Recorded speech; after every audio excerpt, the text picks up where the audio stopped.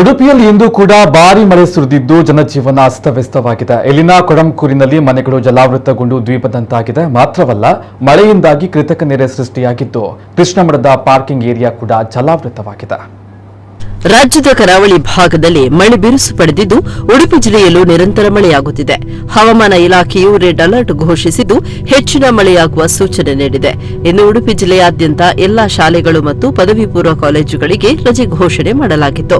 ಮಾತ್ರವಲ್ಲ, ಪ್ರಾಕೃತಿಕ ವಿಕೋಪವನ್ನು ಎದುರಿಸುವುದಕ್ಕೆ SDRF NDRF ಮಂಗಳೂರಿನಲ್ಲಿ ಸನ್ನದ್ಧ ಸ್ಥಿತಿಯಲ್ಲಿ ಇರಿಸಲಾಗಿದೆ. ನಮ್ಮ ಜೊತೆ ಅವರು ಸಂಪರ್ಕದಲ್ಲಿದ್ದಾರೆ ಅಂತ ಜಿಲ್ಲಾಧಿಕಾರಿ ಕೂರ್ಮರಾವ್ ತಿಳಿಸಿದ್ದಾರೆ. ಕೊಡಂಕೂರು ಭಾಗದಲ್ಲಿ ಕೆಲವು ಮನೆಗಳು ಜಲಾವೃತಗೊಂಡು ದ್ವೀಪದಂತಾಗಿತ್ತು.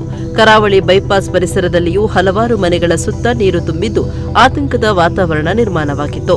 ಅಗ್ನಿಶಾಮಕ ದಳದವರು ಮಕ್ಕಳು ಮತ್ತು ಮಹಿಳೆಯರನ್ನು ರಕ್ಷಿಸಿದ್ರು. ಸಂತೆಕಟ್ಟೆಯಲ್ಲಿ ರಾಷ್ಟ್ರೀಯ ಹೆದ್ದಾರಿ 66ರ ಸರ್ವಿಸ್ ರಸ್ತೆ ಕುಸಿಯುವ ಭೀತಿ ಎದುರಾಗಿದೆ. ಸದ್ಯ ಇಲ್ಲಿ ಅಂಡರ್ ಪಾಸ್ ಕಾಮಗಾರಿ ನಡೀತಾ ಇದ್ದು, ಕಾಮಗಾರಿ ಪೂರ್ಣಗೊಳ್ಳದೇ ಇರುವುದರಿಂದ ಈ ಸಮಸ್ಯೆ ಉಂಟಾಗಿದೆ. ಈ ರಸ್ತೆ ಕುಸಿದ್ರೆ ಮಂಗಳೂರು ಕಾರವಾರ ಸಂಪರ್ಕ ಕಡಿತವಾಗುವ ಸಾಧ್ಯತೆ ದಟ್ಟವಾಗಿದೆ. ಉಡುಪಿಯ ಕೃಷ್ಣಮಠದ ಪಾರ್ಕಿಂಗ್ ಏರಿಯಾ ಜಲಾವೃತವಾಗಿದೆ.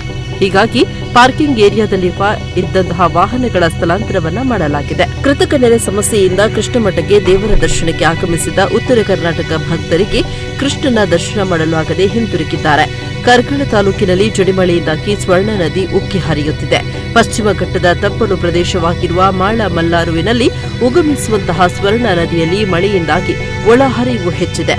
ದುರ್ಗ ಗ್ರಾಮದ ಬಲ್ಮಗೊಂಡಿಯ ಅಣೆಕಟ್ಟಿನ ಎಲ್ಲಾ ಬಾಗಿಲುಗಳನ್ನು ತೆರೆಯಲಾಗಿದ್ದು, ಇದರಿಂದ ಕೃತಕ ನೆರೆಗೆ ಅವಕಾಶ ಸಿಗದೆ ಸ್ವರ್ಣ ನದಿಯ ನೀರು ಉಡುಪಿಯ ಹಿರಿಯಡ್ಕದ ಬಜೆ ಅಣೆಕಟ್ಟಿಗೆ ಸೇರುತ್ತಿದೆ.